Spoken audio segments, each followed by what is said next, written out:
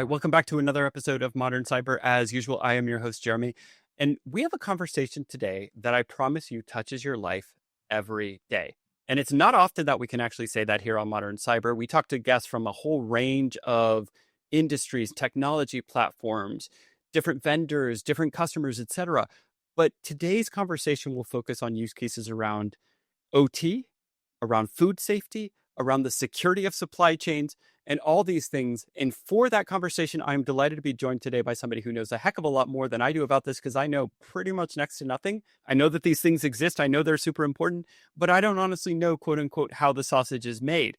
So for today's conversation, I am thrilled to be joined by Kristin Demoranville, a seasoned cybersecurity and risk management expert with 26 years of experience in the tech industry. She is the founder and CEO of AnzenSage, a firm dedicated to cybersecurity solutions in the food and agricultural sectors. Super important. She's also the co-founder of AnzenOT, an innovative SaaS OT cybersecurity risk intelligence solution. We're going to talk about both of those companies, about both of those topics, and much, much more with Kristin. Kristin holds a degree in environmental management, and her studies included researching gorilla behavior, which brought a unique perspective to her work. She excels in crafting and implementing risk security strategies, particularly within the OT ICS environments. And she's also the host of the Bites Bytes Podcast. We'll get the spelling and the links to that in the show notes. So if it's confusing enough for you right now, don't worry, there will be links towards the end of today's conversation. Kristin, thank you so much for taking the time to join us today on Modern Cyber. Absolute pleasure to be here. Thank you for having me. Awesome. Well, just to dive in, I think a lot of people will have heard the terms OT and ICS previously, but maybe just as a kind of an introduction to today's conversation, how do you define those? What do they mean? Sure. Actually, you'd be surprised people really don't know. They interact with it every day and they don't even know. And it's fine. We don't need everybody to know, because then they probably start doing things to it. Operational technology or industrial control security or systems is how our modern world runs ultimately. Yep. And anything from an elevator to a car to what you think of big industrial things like oil refineries and water treatment facilities. Power generators. Exactly. It could be as simple as an IoT device in a hospital. It could be the pacemaker in someone you love. It could be anything like that is considered operational technology or like ICS or IoT or industrial IoT. I know some people are going to fight me on the medical devices, but the medical devices are made by OT. So I'm going to say it's sort of still in the wheelhouse. But it even goes even further than that. It's about tractors, and it's about food production and production lines. It's about different equipment that transports via refrigeration. It's those kind of things too. It's not just, bridges and dams and other things like that. It's literally how we get our food and how we make our food every day. Yeah. I'm super curious. A lot of the guests on our show, one of the first questions I always ask them is like, how did you get into this? What's your journey been? Actually, it's not been straight at all. It's definitely been Yeah. serpentine. I think a lot of people say that in cybersecurity. Well, I think they do still to this day. But my journey actually started in a lot of IT and break fix and customer support and troubleshooting and learning how to deal with people's behaviors and trying to manage that too. Eventually ended up in a bakery company. Okay. And I was doing OT and IoT and all different kinds of other things while I was there. I didn't make the connection in my mind that I was actually doing OT because I was in the IT department, because a lot of these smaller mid-sized companies don't have their own dedicated OT or industrial control anything. So I was doing a lot of OT work and not realizing it. And then all of a sudden the split happened and we kind of created these kind of different divisions and people understood. So I now rolled into a security team that was handling OT issues as well. But I was around food. It was food production. Yeah. So I learned that anything I touched had ramifications in food safety. It really connected me to the process of the food industry and food systems, because it's the most complicated system on the planet that we made as humans. So understanding how it all works and the intricacy of it was really important. And then I'm more of manufacturing in that regard now because I've had that experience. So I've wandered through electronics companies and semiconductors and water treatment facilities because I have a degree in environmental management, like you said. And then I've worked with zoos and aquariums. So I have that OT experience as well. So there's a lot of like little things that honestly, I just needed a job, Jeremy. That's what I needed. I needed a Yeah. job. Yeah. And that's how I got into it. So Yeah. and then moving through different consulting firms, I realized that we needed to have more niche boutique understanding of industry because a lot of people can say that they have knowledge in different aspects of cybersecurity, but then all of a sudden it will turn into, well, do you have any industry experience? Because a Yeah. lot of the vendors are even telling me now that they're desperate for industry experience because that's what the customers want. They want someone to come in and say, I know your industry and I'm here to help. The problem with OT is it's very heavy in oil and gas, which is totally okay and should be, and it's Yeah. highly regulated. So is automotive, but there's no real cybersecurity regulations that fit in food and agriculture. There Yeah. are plenty, obviously, in food safety. There's plenty of things like around that, and there's a lot of Yeah. world as well as just the United States. But in terms of cybersecurity, there's not that connection hasn't clicked yet, Yeah. so it's hard. Yeah. There's so much that I want to get into here, but I want to start with like just a couple of things that came to mind as you were walking through that journey. First of all, by the way, I empathize with a lot of what you said is that like, for all, I think many people that I know in the cyberspace, this was not something that, 20 some years ago when I got started, it wasn't really a career. There wasn't much of a career path in cybersecurity. You kind of fell into it along the way as a result of doing other things. In my case, it was, failed software developer, became kind of an IT guy. I did my share of help desk and break fix Yeah. stuff. And I hate printers as a result of that. We all Because I hate think, printers. yeah, seriously, right? Like they're the worst. They But are the worst. at the same time, you kind of go through this thing. One of the things that comes to mind, though, around OT and ICS in particular is like, when did these systems start becoming technology platforms as opposed to just machines? Like, when did the software and the controller elements start getting rolled into them? So I think a lot of it happened when all this digital transformation really started to kick in, whether it was for profit or for sustainability or whatever we were talking about at the time. I really saw, and I'm sure people are going to clock me for this, but I would say over the last like 15 years, it's really been a huge Okay. surge, maybe even 20. But for the most part, sensors have always been on the line. It wasn't until we started adding the internet that it became a Right. conversation. And a lot of these devices, as you probably know, were never meant to be on the internet. They don't know what Yeah. it is. They don't understand it. There's the protocols around it are not there. There's devices that connect to the machines, that connect to the network. It's very it can be very tricky. So I think a lot of people in these different types of industries just started connecting these devices because they thought, oh, hey, we can pull data, we can create a data lake, we can, do all these really great things on prem. We have all this information. We can start making better decisions.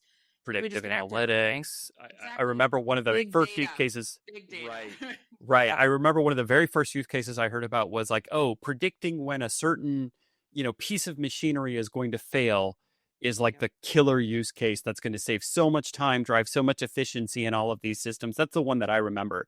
But Yep. I think your point about like, systems have probably had controllers for a while, but that transition point from when it went from individual systems to then systems on a network sending data back is probably like that's a good way to think about dividing the pre and post eras, right? Yeah, and I think also a lot of the reason why some of these devices ended up on the internet as well, it wasn't just to track like the efficiency of whatever they were making or whatever they were doing or creating or monitoring. It's about employee safety too, right? So if they could,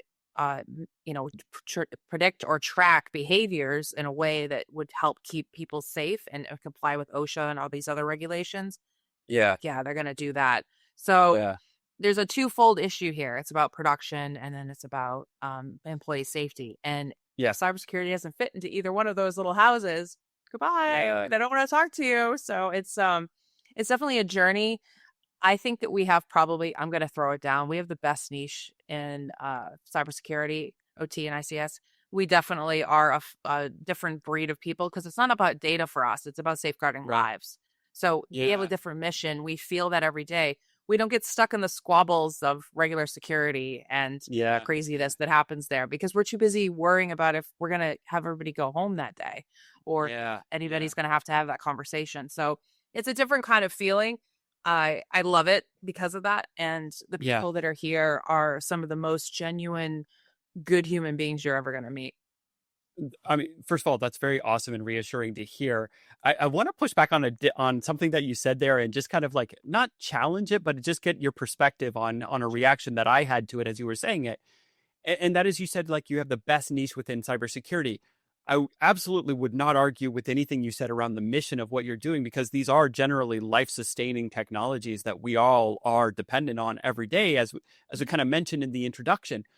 But what I kind of wonder about is there's part of me that says like, actually, in a way, you have the worst niche in cybersecurity because you have like you tend to have disconnected one-way systems. There's a book that one of our advisors wrote called "If it's smart, it's vulnerable."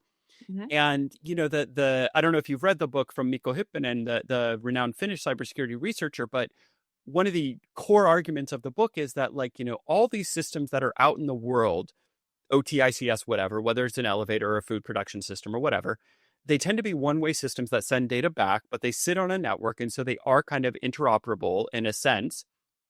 And they have a BIOS that's preloaded with an operating system and a piece of software that isn't getting ongoing updates. And so when that vulnerability is discovered in that system, it tends to exist in all of the versions of that model that are everywhere around the world, and it's not getting patched. And, there are countless stories of doorbells and smart refrigerators and other devices that have been, hacked and co-opted into botnets and things like that. And so when you said that, I was like, well, yeah, okay, I can't argue with the mission of what you're saying, but you also have maybe one of the most challenging technology platforms to think about securing, right? Yep. So my first thought to that was I'm staying positive, and that's how I Okay. was going to view it, because we deal with life-threatening things that if something does go wrong, there's going to be major consequences, not just loss of life from that facility, but also it could be an environmental disaster immediately. So the Right. ability to stay positive through that, and the community does that, I think is really admirable. That's why Okay. I say it's the best niche, because Okay. we don't focus on the problem, we focus on the Right. solutions. We have to Right. be Right. solution focused and resilient focused. So in that regard, there's my defense with that. However, Fair you're enough. right. There are a lot of systems that are, and these embedded systems are very difficult to work with. I just met someone recently who's getting their PhD in embedded systems, and I thought that was the coolest thing I'd ever heard of, because we need people to start figuring that out. Do I think that every system needs to be patched in an industrial environment? Yeah, I don't think so. I do not think so. I think if you Mm. have proper segmentation and you have a Yep. good Yep. understanding of your asset inventory, no, I don't Yeah. think so. However, I think you By need the to way, be aware. both of those are super big assumptions, which are, like, as we all know from our years and decades in the space, like 90% not true, but fair enough. Sorry. Didn't mean to interrupt. Please No, continue. you're totally fine. I think a lot of it comes down to understanding your asset inventory and your people and process around it. If you don't have those understandings in that environment, it's going to make it very difficult for you to secure anything. You can't even secure probably the access control to enter the building if it's going to be like that. So I think a lot of it comes down to how you manage and mitigate risk in those environments. Now, if you want to get down to the nitty gritty of, do you need an antivirus or anything like that on some of those systems? No. I've seen entire production lines be shut down because somebody decided that they needed to install an antivirus onto those embedded systems. If you have proper segmentation, if you have a good understanding, if you are monitoring it, I don't see a major issue there. Now, is there going to be one outlier because somebody is waiting in the wings, if you will, of a bad actor? Yeah, of course. There's always those people, because we can't seem to stay ahead of them, can we? We all have jobs because people are constantly trying to pick at our systems. I think it's about perspective. You need to be able Yeah. to stay resilient through a cyber attack, because that's what's going to happen. At some point, Yeah. somewhere, it's going to hit your facility. We all know this. It's not something that we hide from, but how you manage it and how you get through it, like I said, production uptime and safety of employees is paramount. So if you can Yeah. get it through that and limp through that and not have any disasters happen, you'll be all right. It's not going Yeah. to be the best thing in the world and will be really uncomfortable. My first breach actually took place in that bakery company that I spoke about. It was extremely uncomfortable because it was a holiday weekend, of course, because it always happens then. Thanks, guys. And it was really difficult to sit in that room and to deal with that. And I had just been appointed acting CISO. So, like, for me, it was a lot. that was a lot on the line right there.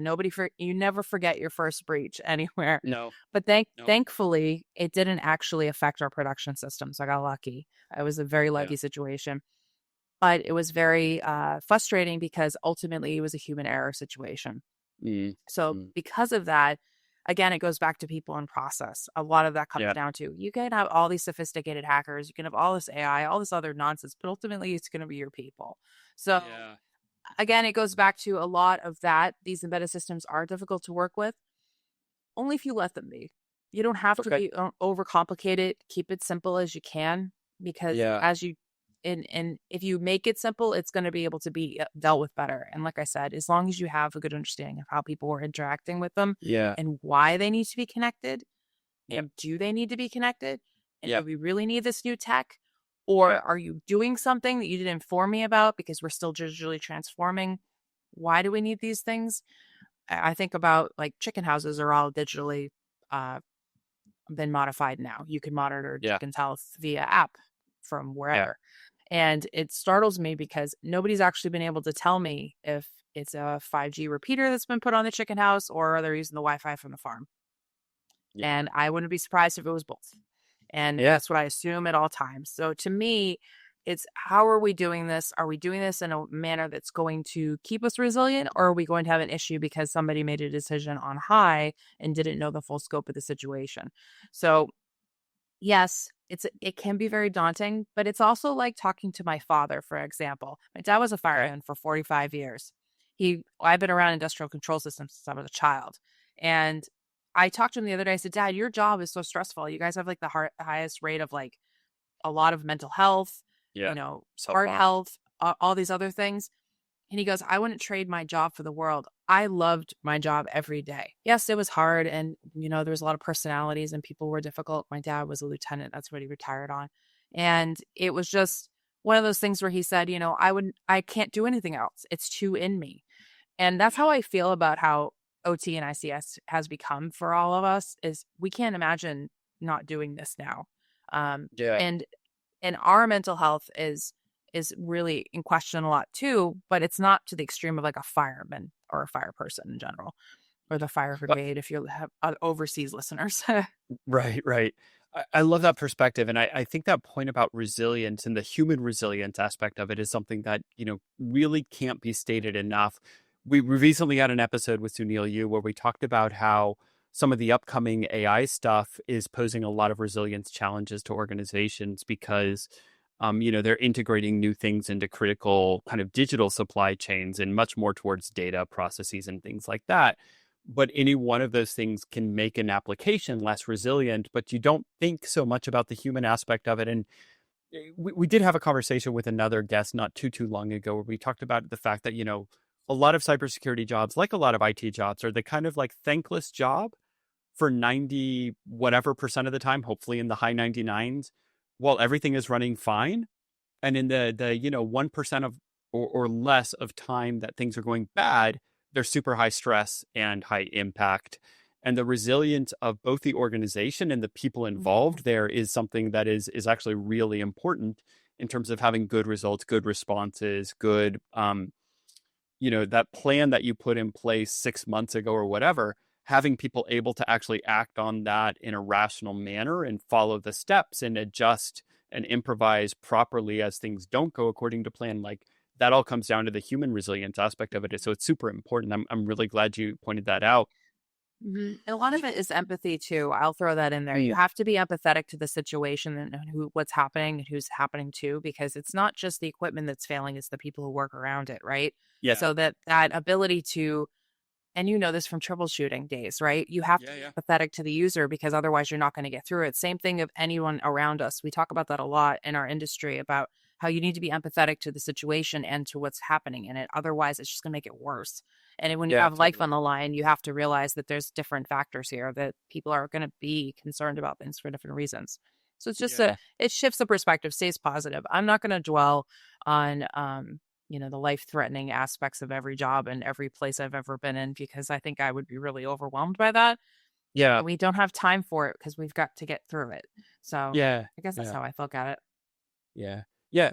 Fair enough. And I again, I love that perspective.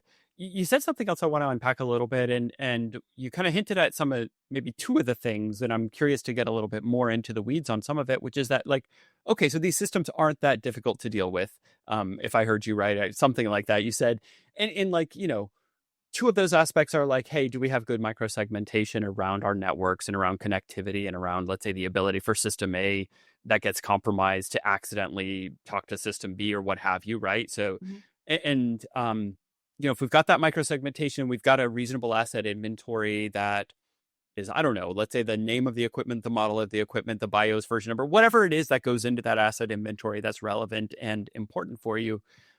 These systems aren't that difficult to deal with. What are some of the other best practices that you've learned over time? Running the simulations and table talk exercises, Okay. consistently having some type of a audit. You should Okay. have one as much as you need, especially around changes, new projects, new things that are going Okay. in and out, or things that are being removed. You should also run an audit for that. Okay. If you're going to do any type of digital transformation on any aspect of wherever your facility is, you should definitely have an audit done. I know everybody's like, Yeah. "Oh no, an audited assessment." It's not like that. You are Okay. you are assessing to make sure you don't have a problem. You're also assessing to make sure what you had in place before is okay, or if it needs to be adjusted. It's just about change and modification. I try to remind people sometimes it's like you're going to upgrade your home, you're going to restylize, you're going to go from modern to traditional, or whatever you're going to do. It's the same concept, right? You're just going to make an evaluation and you're going to go through the steps to make that upgrade or that change is going to happen. That audit's super important. So audits and assessments are good. Okay. Also, the simulations and exercises are running. I would recommend doing them at least once a quarter, and that is get everybody that's going to be affected in that facility. So get a representative from your engineering team, your operators, your production, your wherever, your sanitation crew, whatever ends up happening, and get people around the table and do a simulation of what an attack would look like. This Yeah. will check your business continuity planning and your disaster recovery, which helps Yeah. build resilience and team. You build a team. Yeah. People start to Totally. have understanding. A lot of the feedback I get from the food production type of the house, so that's food defense, security, and safety.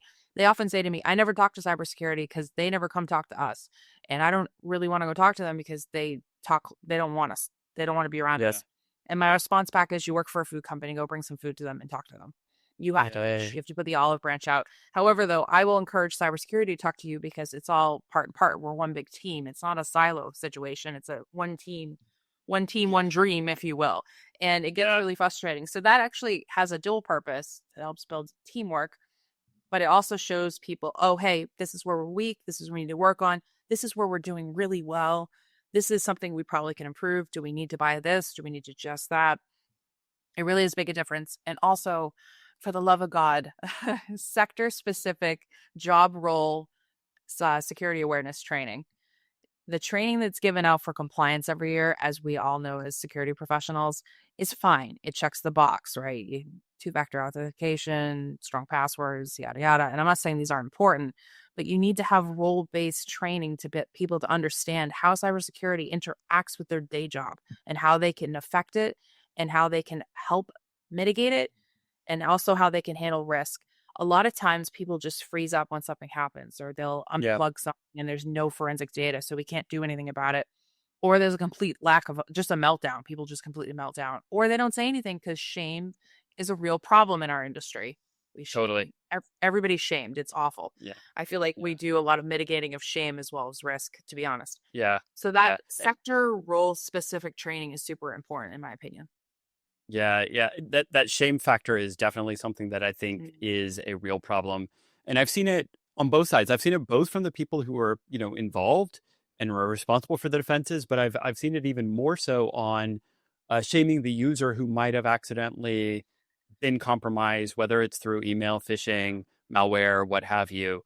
And I think that that is super unproductive because what ends up happening, whether it's either side, but especially when it's shaming the user, is that that kind of silo mentality creeps back in, and that kind of like othering of, oh, that's the cybersecurity team, they're the department of no, they're intimidating, they're scary, they don't like us, etc. And it reinforces this attitude that cybersecurity is like this necessary evil for the organization, but isn't Yep. actually productive or enabling. And I think that's just Mhm. like, that's a real shame. And it's really the wrong way to think about it, because then it becomes this kind of attitude where I'll give an analogy. Like earlier, maybe it was last year, I can't remember at this point, but I talked to somebody about their view that cybersecurity is like a tax. And it's like a tax that like nobody wants to pay, but everybody has to. And I was like, okay, well, like I get why you might feel that way. But then if you think about the other ways that we think about taxes, first of all, people are kind of rewarded and applauded for cheating on their taxes. And people are constantly looking for ways to get out of paying taxes. Like I know people who go to extremes to avoid every little ounce of tax that they can get away with. And that is such a bad practice to bring to your cybersecurity strategy. So I just feel like, if you go down this path where you start to create these divisions or you start to create these perceptions of cybersecurity as not being something that helps the organization move forward, the results are going to be bad across the board, whether it's like in the inter kind of team relationship or whether it's with your cybersecurity results or whether it's like with your users being, just being completely tuned out as to their role, even more so than they tune out the annual security training exercises that they already tune out. Yeah, it's very true. And I talked, like I said, I talked a lot to the food protection side of the house, and they go through similar things as we do. They fight for budget the way we fight for budget. They're viewed as a profit. I'm sorry, they're viewed as a cost center, not a profit center. And which is kind of weird because we need to test our food to make sure it's safe for ingestion. We're making a product that people eat, right? Yeah. So that's a weird thing. I always that struck me always as really strange. Like somehow I understood IT and security as a cost center kind of situation, Yeah. but I never understood that when it came to food safety. That just seems like something that would be just a business line item and nothing else because it's Yeah. part of your actual process.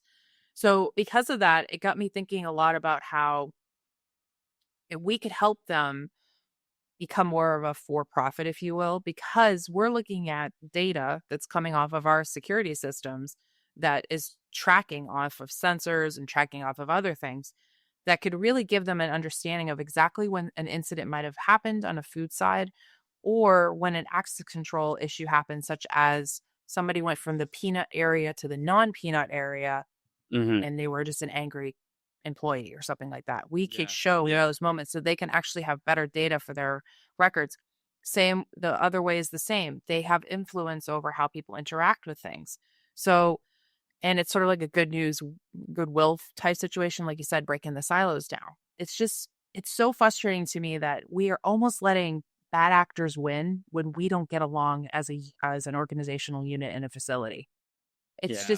It seems like simple math there. And Yeah. we really got to get better about it. We have to.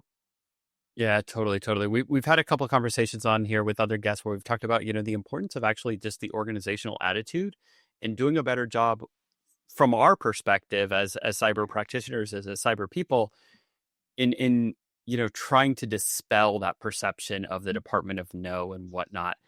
I want to circle back to something that we talked about just a minute ago, but I want to get kind of a little bit of a reality check on something that you said, which is around like I come from the world of cloud security.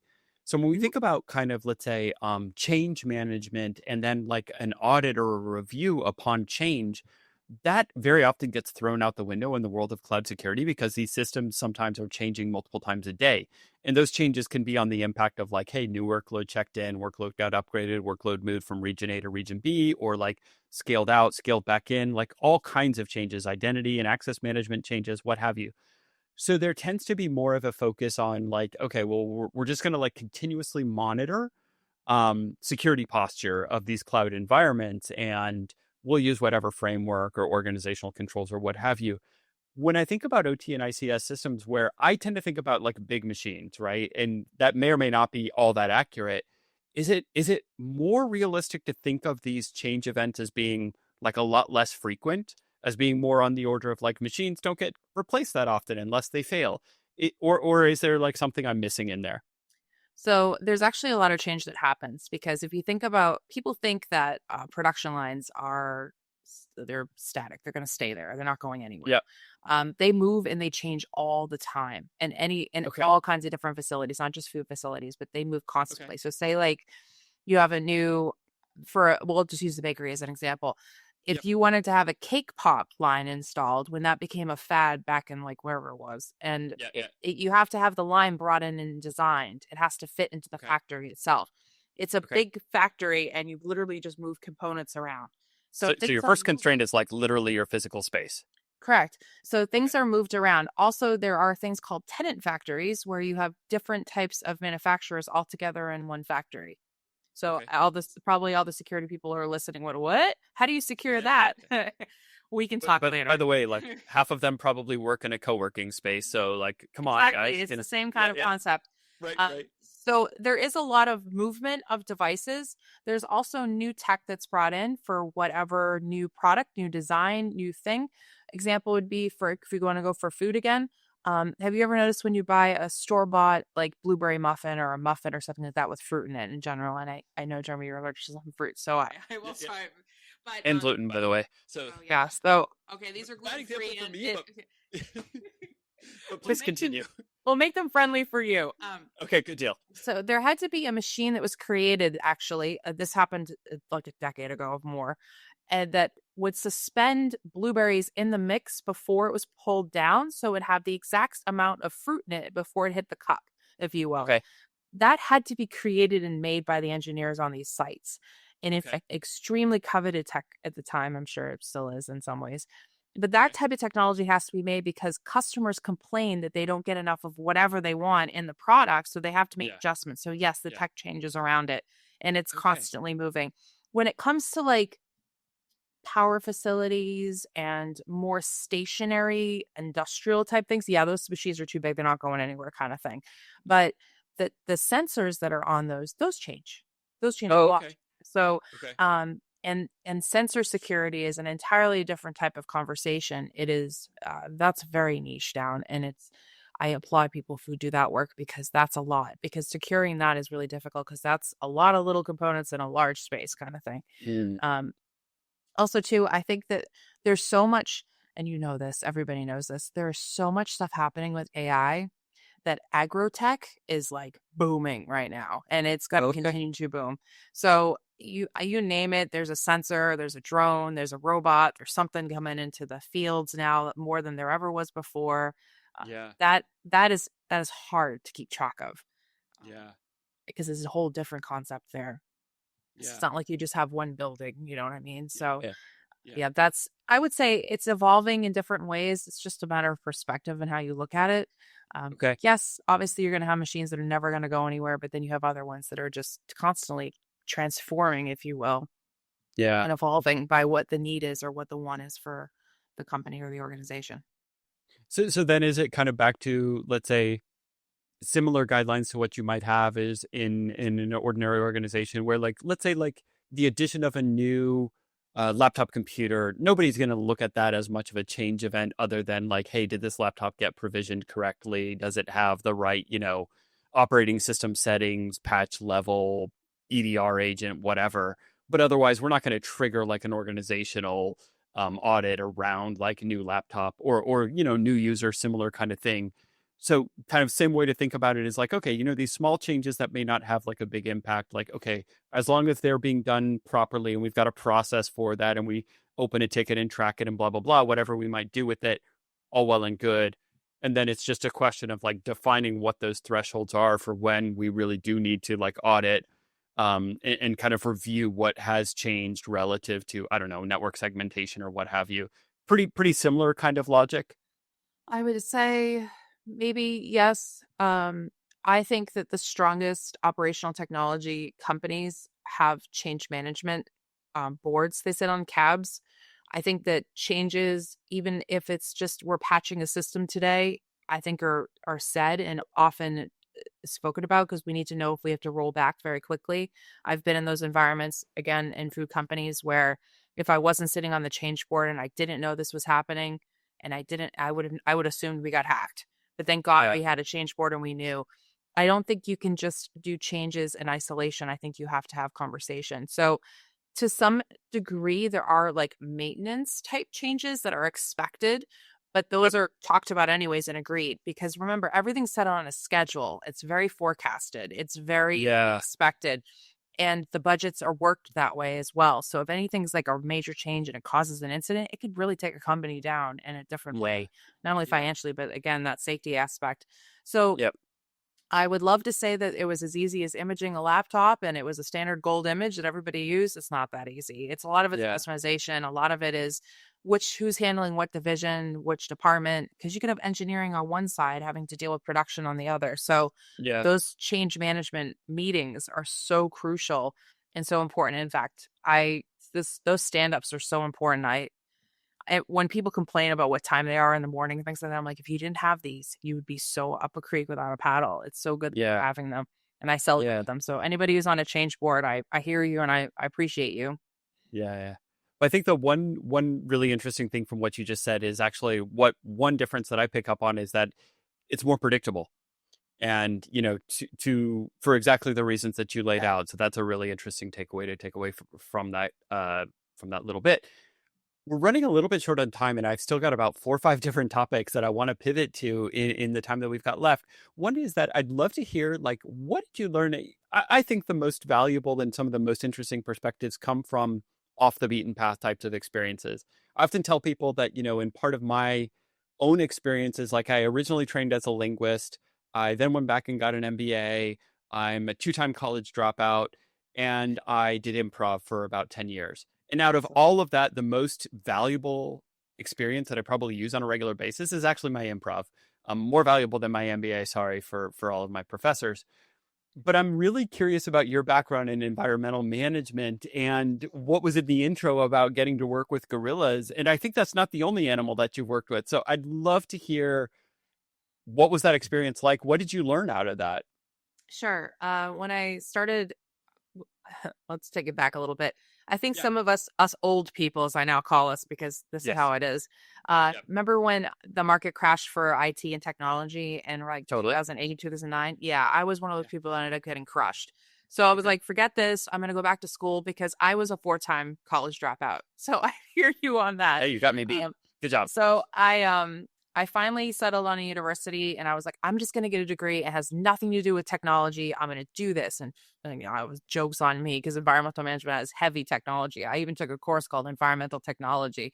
So, and I was touring through all these facilities that were all just basically industrial control, everything. And it was a lot. So I loved my degree. And while I was doing it, I favored more towards the conservation side. Okay. I fell into a little bit of behavioral ecology, trying to understand the behavior of animals to keep them safe and how we can work with them in our modern world, kind of like urban adapters like squirrels and birds and bears, actually, to this extent now. So I was volunteering at the National Zoo in Washington, D.C. I'm actually wildlife certified through them. I don't know if they offer the Awesome. program anymore. Yes, it is awesome, actually. I learned an unbelievable amount. And within all of that, I got an opportunity to work with an emeritus professor who was setting cortisol levels in bachelor gorilla troops to see if they could be viable to stay together in one troop and how that would work without them killing each other, basically, just to be honest. So I originally was going to be working with the polar bears and the woolly monkeys, but the woolly monkeys did not like me. They fought me. They every time I walk in, they were absolutely no, get away from me, lady. And then why was the polar bears? I don't remember what the exact issue was. I think their enclosure was being worked on. So I ended up with the gorillas anyway. So it was totally Okay. fine. And I spent almost 2 years with them. And it was amazing because I was doing focal observations on them. So I was watching one at a time. And it was 4 silverbacks together. There was a little Okay. bit of relation in there. So some of them were related, some of them were not.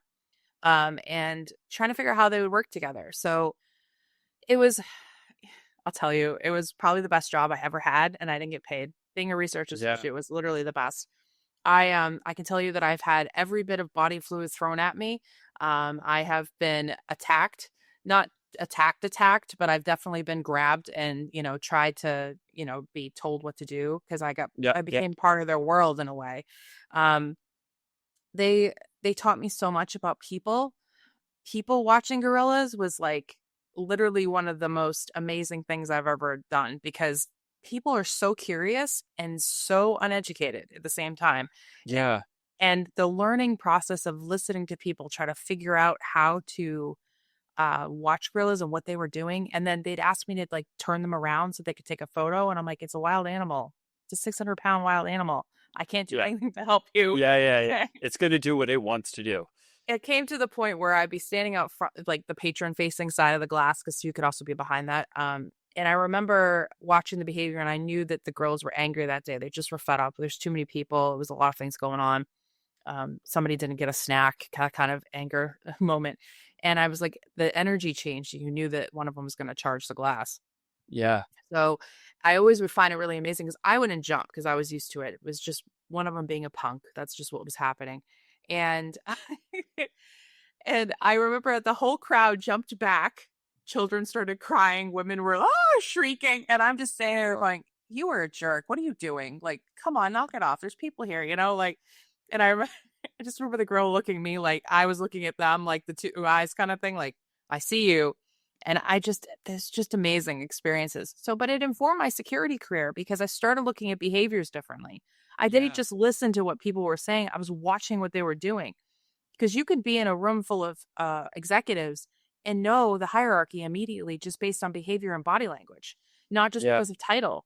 Because sometimes the biggest person in the room isn't the biggest title. You know what I mean? Doesn't build all the weight. So that came in really handy when I started doing assessments all over the world and in different places.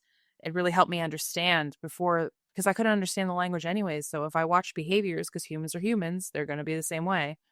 Yeah. It really helped, and it helped me understand that. So, it was an amazing part of my journey, and it now helps me. I work with zoos and aquariums now too, so it helps that aspect because I understand what they go through. Because there's a lot of OT. Just think about all the life support systems for different animal enclosures itself. Yeah. It's amazing. So I have an incredible love for animals. Yeah. That's awesome. I love hearing about that, and I'm sure our audience did as well. Thank you so much for sharing your experience on that. That's a fascinating perspective. With our last question, and we are really up against time, unfortunately, but I'd love to hear one other thing. I always tell people that, one of the things that I really love about modern cyber is that I get to talk to so many people from so many different backgrounds, and I've learned so much. And I know our audience learns from the episodes, but I always tell people I actually learn more than anybody else because I'm on every episode and I get to hear the conversations firsthand. What have you learned from running the Bites and Bytes podcast, and what is the podcast all about? So Bites and Bytes, so it's bites like you bite something, and then bites like computer bites, so with a Y. Okay. I started the podcast because I felt like we needed to have a larger conversation in cybersecurity about food and agriculture. Obviously, it's a very niche thing. Nobody talks about it. And I learn so much about our food systems every time somebody gets on the air with me. My next episode is actually going to be about pathogens as hackers. Oh, that's okay. that. Yeah, I know. It just, it blows your mind. And then learning about food safety and the things that go into how things are made and why things get infected and why foodborne illnesses start up, and understanding how systems thinking works in the food industry and how it's different. I have an episode about agroterrorism coming up in a few months, and I know a lot of us will agree. There's nothing that scares us anymore in cybersecurity. We hear things. We've seen it all. It doesn't bother us anymore. But I will tell you, my jaw was on the floor the entire time during that episode because I could not believe how horrible people are to each other and what goes on. Yeah. So, I learned so much. It's just hearing people's day-to-day lives and what they go through and how they respond to the world around them and all these things. Because let's just say that being in the food industry is not for the faint of heart. People are really they put their heart and soul first. I mean, farmers put everything on the line to these crops to us, and we don't even appreciate it because we have no seasons in the grocery store, and we're so far removed from our food system, we don't even know that butter is made with milk. So it's pretty crazy. Yeah. Well, that's awesome. We will have it linked in the show notes, but for people who want to find it, it's bitesandbytespodcast.com. We'll have a link in the show note. We'll have a link to AnzenSage, AnzenOT. Kristin Demoranville, I can't thank you enough for taking the time. We ran out of time to get through everything that I wanted to. We'll probably have to have a follow-up episode with you in the near future to talk about some of your other experiences and some of your other work. But thank you so much for taking the time to join us here on Modern Cyber. Great. Thank you so much for having me. Awesome. And to our audience, please, as always, rate, review, share, subscribe, all that good stuff. Talk to you next time. Bye-bye.